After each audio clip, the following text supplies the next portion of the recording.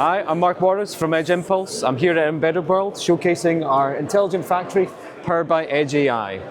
So what do we see on the screen here? Yeah, what we've got here is a simulation of 4 different factory lines, all streaming data simultaneously, running object detection, a couple of different models. We've got a local run language model on our IQ9 Dragonwing series chip from Qualcomm.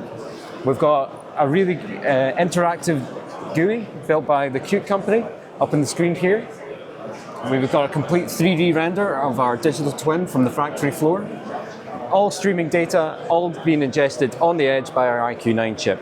What we see in this kind of heavy industries is there's a large stream of data being generated all at one time.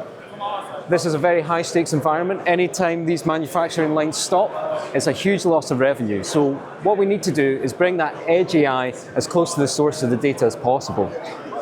You need fixed latency, you want data security, and you want guaranteed reliability from your AI models. And that's what we can do by running things on the edge. What we've got up on the screen here is our YOLO-Pro model built by Edge Impulse. We're running an object detection to detect between faulty and good parts.